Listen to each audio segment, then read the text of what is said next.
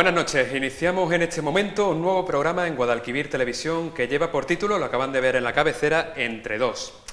Entre dos porque supone un encuentro, una charla entre dos personas, de las cuales una va a ser un servidor como elemento estable que va a intentar poner orden en todas las historias que vayan surgiendo, y la otra persona pues puede ser cualquier persona de la comarca de La Vega que tenga algo interesante que contar y que obviamente quiera compartirlo con el resto de vecinos aquí en televisión. Si usted está viendo la televisión ahora mismo, tiene un papel y un lápiz a mano y cree que cumple con estos requisitos, anote esta dirección de correo porque quién sabe, quizá usted sea la próxima persona que esté aquí manteniendo una agradable entrevista con nosotros. Apunte, la dirección es entredostv@gmail.com, repito, entredostv@gmail.com. Aquí podemos hablar prácticamente de todo, de toros, de deporte, de cante, de baile, en definitiva, de lo divino y de lo humano. Y precisamente de lo divino y de lo humano vamos a hablar con el invitado con el que hoy estrenamos Entre Dos, porque él sabe mucho tanto de una cosa como de la otra. De lo humano en cuanto a que es persona, como todos nosotros, y de lo divino en cuanto a que es sacerdote. Don David Aguilera, buenas noches. Buenas noches, José. ¿Qué tal? ¿Cómo se encuentra? Pues bien, a gusto por haberme invitado a este programa nuevo. Un saludo. Bienvenido, que cordial. está en su casa. Seguramente los televidentes de Palma del Río, la cara de David Aguilera, no sé si llamarle David o Don David, porque David está bien, cercano. sí, David ¿Me está permito bien. tutearle? Perfectamente.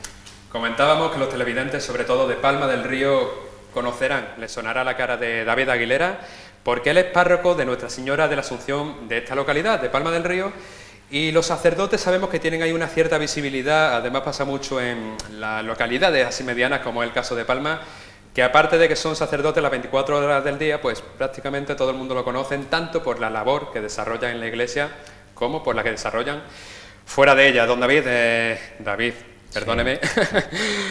Quiero confesarle que yo tenía muchísimas ganas de tener cara a cara a un sacerdote con el que poder charlar, para plantearle una de mis dudas. Yo quiero conocer su persona, quiero escarbar un poco en sus raíces como sacerdote, y le voy a plantear un poco mi caso. Verá, yo, como muchos de los televidentes, creo, o si me ha pasado no lo recuerdo, que en ningún momento de mi vida se me ha pasado por la cabeza la posibilidad de hacerme sacerdote.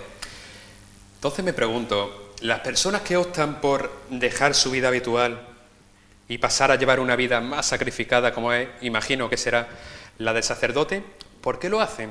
Porque digo yo que aparte de la elección personal, tiene que haber algo más. Ya. Yo puedo hablar en mi caso, naturalmente. Pienso que la vocación se tiene o no se tiene. Es Dios quien llama y es algo con lo que se nace. Luego, pues, a lo largo de la vida hay que cultivarlo y hay que cuidarlo, pero Dios te llama para trabajar en su reino, en su presencia, en su pueblo. Y pienso que uno de los problemas de nuestra sociedad es que la gente, como tú bien has dicho, no se plantea la posibilidad de ser sacerdote. En la familia no se habla y entre los amigos tampoco. Resultaría extraño, en los colegios, en la universidad, nadie dice que quiere ser sacerdote. Claro, porque en su caso, David, ¿en qué momento le vino la vocación y sobre todo cómo se lo tomó ese círculo del que está hablando? ¿Cómo se lo tomaron su familia, sus amigos? Yo estudié con los hermanos maristas, soy natural de Priego de Córdoba. Y allí los religiosos pues nos daban una formación continua en valores cristianos y eso va calando. Mi familia no es que sea especialmente religiosa, una familia normal, de misa dominical, pero no mucho más. Y claro, cuando yo le planteé la posibilidad de irme al seminario, pues se extrañaron, al igual que los amigos, ¿no? Pero fueron muy respetuosos. Me dijeron desde el primer momento que sí, que lo que yo quisiera. Hablé con el párroco, con el sacerdote de mi parroquia, y él me dijo, pues vete al seminario, que es para probar. Y así que con 13 años, al terminar, yo soy de la época de EGB, de BUP, de COU. Yo también, ¿eh? Al terminar octavo de EGB, pues me fui a Córdoba al seminario menor. Y allí estuve unos años, hice BUP y COU, probando, digamos, porque tampoco se sabe a ciencia cierta si uno pues sirve para ser sacerdote. También hay que contar con el discernimiento de los formadores, porque ellos al final pues son los que te dicen adelante o esto no es lo tuyo. ¿Y siente uno que le cambia especialmente la vida, ya no solamente a nivel espiritual, sino a nivel de calle, su vida cotidiana? ¿Le cambia mucho antes de ser sacerdote a después de ser sacerdote, de ya ordenarse y dar misa en alguna iglesia, como es su caso? Yo no lo he notado mucho, porque yo soy sacerdote diocesano, secular, que significa en el siglo, ¿no? Es diferente, por ejemplo, los religiosos que viven en comunidad, entonces se aíslan, entre comillas, lo de aislarse, porque verdaderamente conocen pues de la realidad todo, ¿no? Pero viven más un poco ensimismados, ¿no? Y un sacerdote diocesano pues implica en la parroquia, con la gente, trata con todo el mundo y entonces pues no se nota tanto, digamos, esa diferencia, ¿no? Sí es verdad que cuando eres más joven va a un internado, vives ya pues encerrado y claro, ya rompes un poco con la familia y rompes con los amigos, pero luego eso se recupera. Luego ya cuando uno se ordena sacerdote pues retoma todo ese ritmo.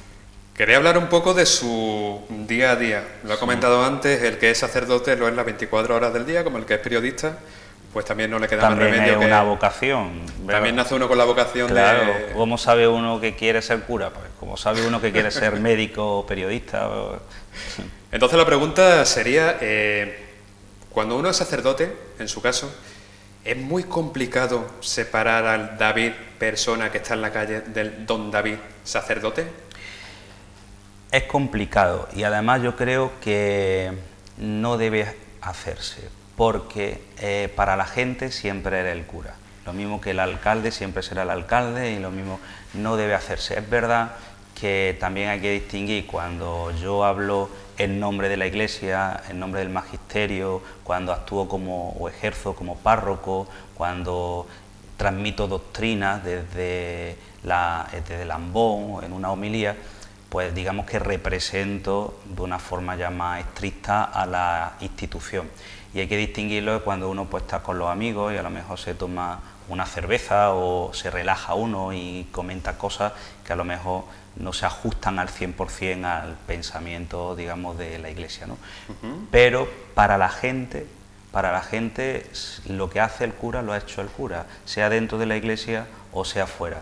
Por eso distinguir es difícil, ¿no? Porque yo como luego justifico y digo que es que yo no estaba trabajando, bueno, es que esto no es un trabajo, esto es una vocación y la vocación es dentro y fuera, o sea que el que quiera separar no va a poder, porque por eso que te comento, ¿no? Porque siempre trasciende, ¿no? Lo que haga el cura, pues se comenta.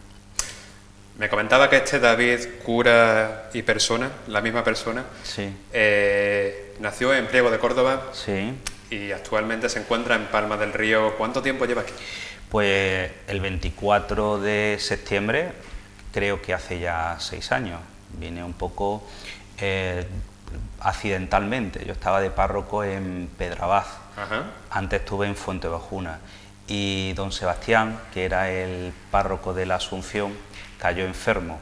Entonces me pidió el señor obispo que le echara una mano mientras se construía la parroquia nueva, que llevará el nombre de Santa Clara, y yo iría de párroco de esa parroquia nueva de Santa Clara. Estamos hablando de hace 6 años. Murió don Sebastián, sí, en paz descanse, y ya se quedó usted me quedé yo a cargo de la parroquia. De la entonces por eso digo que fue un poco accidental. Su trayectoria actualmente, me lo acaba de comunicar, ha sido básicamente por la provincia de Córdoba. Yo no sé cómo funciona lo que es el reparto de asignaciones, sí, pero ¿cómo se realiza para que más o menos uno siempre se quede por su provincia de origen? Bueno, eso es cura diocesano, sacerdote diocesano. Ajá. Que no sale uno que pertenece a la diócesis de Córdoba. Entonces el señor obispo, según las necesidades, pues te va mandando a un pueblo o a otro, una parroquia u otra, pero no hay costumbre, salvo que uno lo pida expresamente, de salir de la provincia.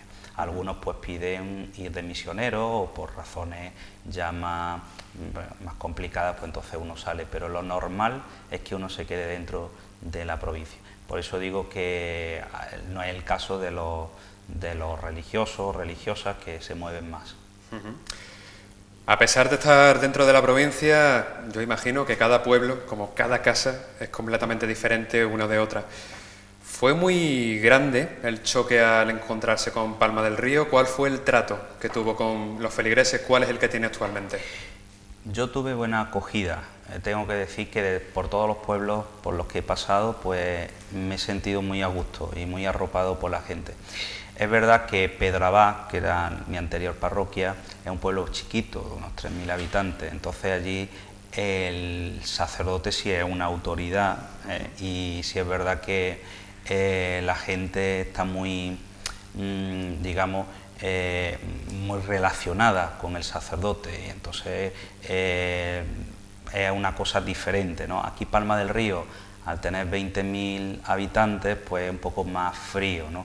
Las relaciones personales, lo que es el trato con la gente, pues se hace un poco más frío. Pues hay dos parroquias solo, pues el San Francisco le corresponden 10.000 habitantes, la parroquia de la Asunción otros 10.000 habitantes, muchos feligreses para un sacerdote. Lo ideal sería un sacerdote por cada 1.000, pero no tenemos vocaciones. Ahora sí, imagino que usted pondrá mucho de su parte para que ese trato con los feligreses sea más humano. ¿Cuál cree que debe ser el papel de un sacerdote en una localidad mediana, así como es el caso de Palma del Río? Mi función aquí yo creo que es sobre todo el mantenimiento de los sacramentos, porque es verdad que al ser un pueblo grande, pues no te queda tiempo para mucho más, ¿no? Bodas, bautizos, funerales, lo que es las reuniones con los grupos parroquiales, hermandades, cofradías, Cáritas, Manos Unidas, lo que son las catequistas, lo que es grupos de adoración nocturna, o sea, muchas reuniones, y luego ya el estar también en la parroquia por si alguien necesita un consejo, una orientación, el archivo, cuidar del templo, del edificio, o sea que son muchas actividades, pero digamos así tiempo libre para luego relacionarte y con la gente, pues lo justo.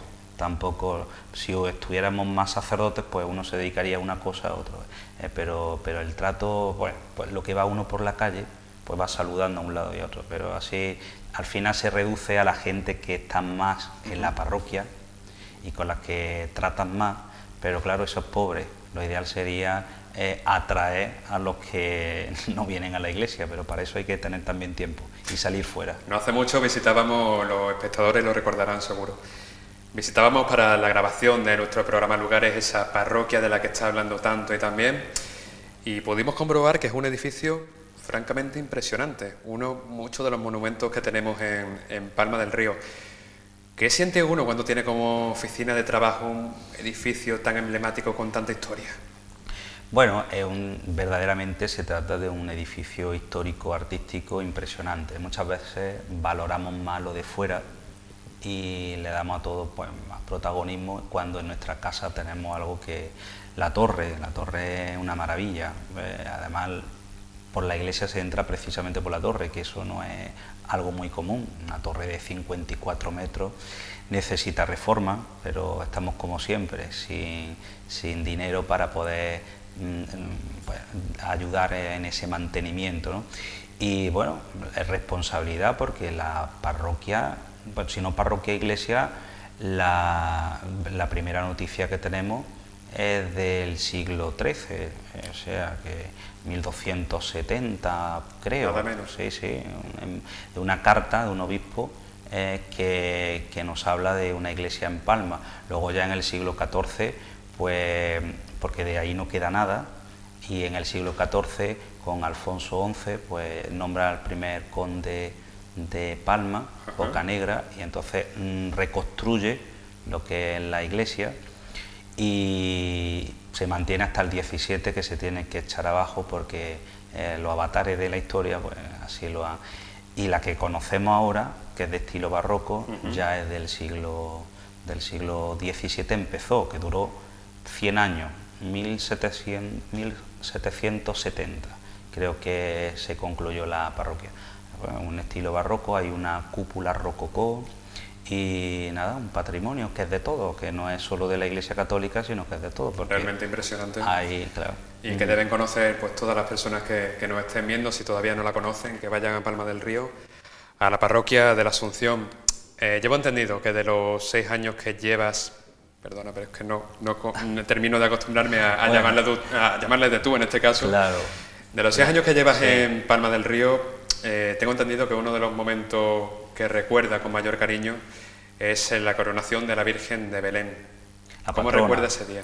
Bueno, ese día con nervios, la verdad, pues venían 3 obispos, muchos compañeros sacerdotes, el cielo amenazaba lluvia, estaba todo al aire libre, 6.000 personas, se dice pronto, niños de primera comunión, hermandad y cofradía habían montado sus altares en la calle, o sea, mucha responsabilidad y también mucha ilusión, porque es que era un día, pero para llegar a ese día estuvimos casi 2 años trabajando, pero de forma intensa.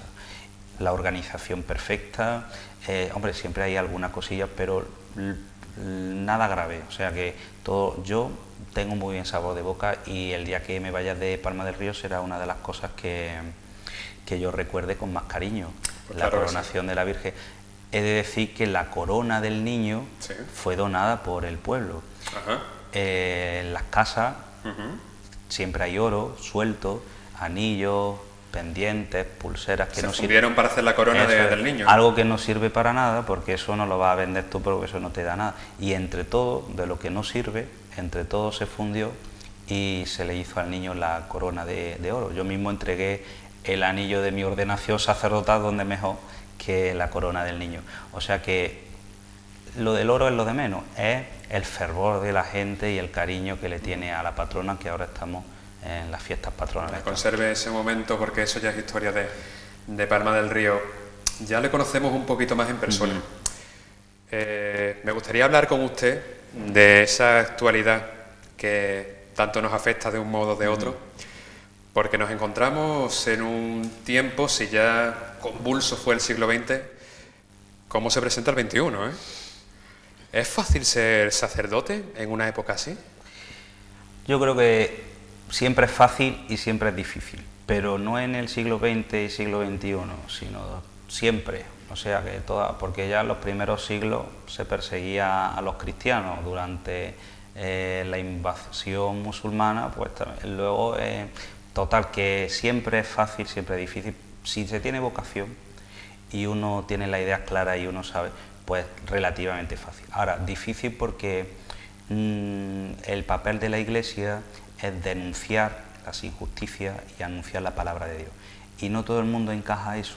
Hay personas que la Iglesia les resulta incómoda o la observan solo desde una perspectiva política, no como una institución con autoridad moral, sino siempre en clave política. Entonces, hay personas que te quieren por el simple hecho de ser sacerdote, pero también hay personas que te rechazan sin tener, porque eres cura, ya está, no hacen falta, no necesitan más argumentos. Entonces, todas las épocas yo creo que son fáciles y difíciles. Ahora, por ejemplo, el siglo XXI, la dificultad es la secularización, la indiferencia, un poco en el sentido religioso de la gente, y la falta de vocaciones, es lo que estamos sufriendo más. Podríamos decir, ya estamos hablando de la Iglesia por extensión, que ese es el principal reto al que se enfrenta en el siglo XXI, la Iglesia, a la falta de vocaciones. Y al relativismo moral, porque hoy en día parece que da todo igual y entonces la Iglesia, pues digamos, ha perdido influencia social y no siempre es bueno. En algunas cosas, pues verdad que debe mantenerse al margen, pero en otras el tener una voz que oriente las conciencias, pues también es bueno, ¿no? Entonces esa influencia social, no en todos los sitios, porque hay partes donde todavía la Iglesia tiene su peso, pero en nuestra Europa está perdiendo sus raíces cristianas y también se escucha cada vez menos la voz de la Iglesia. ¿Tendría algo que ver todo eso con la crisis? Ahora mismo las palabras más repetidas en las informaciones, en los telediarios, es la palabra crisis, que parece que ser lo que más nos está afectando directamente a niveles de paro, a muchos niveles. Durante una época de crisis, ¿Las personas se aferran más a la religión como último recurso o por el contrario reniegan de ella? Pues depende de la psicología de la persona y de la fe y de la base que tenga. Hay personas que se aferran más y otras que se rebelan contra Dios. Pero yo creo que más que por la crisis económica, por la crisis personal. Alguien que pierde un familiar, alguien que pierde a su hijo, el viudo, la viuda, un sufrimiento en la familia, pues entonces la gente se pregunta el por qué. Y se lo pregunta a Dios, porque tanta gente que ha rezado, tanta gente que ha pedido que se cure. Entonces hay quien opta por enfadarse con Dios, que para eso también hace falta fe, porque no te vas a enfadar con algo con lo que no crees. O sea, y otra gente pues opta por agarrarse y abrazarse a la fe, que es lo único que les consuela. Pues yo he visto de todo, gente que ya no ha vuelto a pisar la iglesia porque ya no quiere cuentas con Dios, y gente que está todos los días allí porque les pasó algo en su vida y solo encuentran sentido en Dios y en la religión. Un poco relacionado con todo esto, aparte de la crisis, hay, o parece haber, por lo que nos cuentan los telediarios, muchas más lacras en este mundo, llámese hambruna en Somalia, llámese huracanes, llámese terremotos, muchísimas cosas que nos pasan en el día a día. Y viendo todas estas cosas que acaban incluso con miles de muertos, habrá gente que se pregunte, pero bueno, y cuando pasa eso, ¿dónde está Dios? ¿Usted qué le contestaría a esas personas? Bueno, el problema del mal es un misterio. Hay cosas que no tienen respuesta, simplemente pues se asumen, se aceptan. Sabemos que el mundo se tiene que acabar, que es finito, no sabemos cuándo y tienen que pasar todas estas cosas. Pero hay una parte que es culpa nuestra, porque si hay hambruna, si hay guerra, eso no podemos culpar a Dios. Eso depende de la avaricia y del egoísmo nuestro. Y eso quien debemos poner solución con voluntad política y con buenas administraciones en los países, pues somos nosotros, ¿no? O sea, somos responsables unos de otros. Entonces, culpar a Dios porque unos se apropian de cosas que no son suyas, culpar a Dios por la injusticia del hombre, pues también no es razonable, ¿no? Luego hay otra parte que, claro, lo has dicho, terremotos, maremotos, tsunamis, o sea, que eso ya es la naturaleza. Entonces, claro, ¿cómo le explicas a una persona que Dios no quiere eso? Porque verdaderamente Dios lo permite, pero Dios no quiere el sufrimiento de las personas. ¿Cómo lo explica? Pues ahí entra el misterio. Yo creo que no hay una explicación, salvo que hay que asumir la cruz y ya está. Cristo también no se merecía lo que le pasó. Murió en la cruz, fue rechazado por la gente, lo azotaron, lo insultaron y se lo merecía. Pues no, pues murió un inocente. Hay muchos inocentes que también no se lo merecen y pasan por ese trauma. Y ya vamos a ir finalizando, me están avisando los compañeros de que se nos acaba el tiempo, se me ha pasado volando. A mí también. De cara al futuro, ¿crees que la Iglesia debe cambiar, debe mejorar en algo, o por el contrario, una Iglesia que se adapta a los tiempos es una Iglesia falsa? Porque tiene muchas críticas, tiene también alabanza, esto de que la Iglesia, hay incluso posiciones dentro de la Iglesia que me abogan por volver a la Iglesia original. ¿Cree que de cara al futuro debería cambiar la Iglesia muchas cosas? Bueno, en lo sustancial no, porque si cambia lo sustancial entonces se acaba la Iglesia. O sea que lo que son las Sagradas Escrituras, los orígenes, eso no se puede cambiar. Ahora hay cosas que son secundarias, que tienen una importancia relativa, que depende de la época, y entonces eso sí se puede cambiar, pero que dentro de la Iglesia hay debate, eso es bueno porque ayuda a enriquecer, o sea que eso no es una lacra, o sea que si hay movimientos, cada uno opina de una manera y el debate se hace buscando la verdad y no impone la verdad, sino buscando entre todos la verdad, pues eso al contrario enriquece a la Iglesia.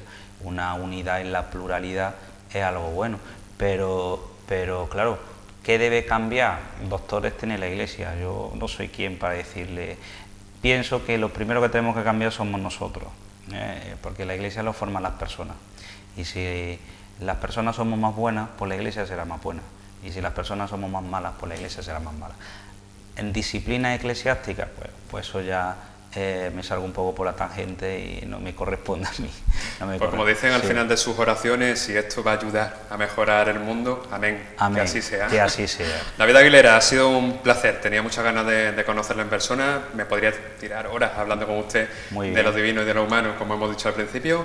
Y nada, ya sabe que Guadalquivir Televisión es su casa para lo que sea. Usted puede volver aquí a Entre Dos o a otro programa. Estaremos encantados de contar con su presencia. La parroquia también, pues la casa vuestra, de los Palmeños, y allí, pues que quiera continuar la entrevista, pues se puede hacer también en el despacho. Estupendo, pues le voy a tomar en cuenta esa invitación, y a ustedes sí le voy a pedir si han pasado un buen rato en este estreno de Entre Dos, que ya saben que la semana que viene volvemos en el mismo lugar, Guadalquivir Televisión, y a la misma hora. Esperamos darle más y, si es posible, mejor.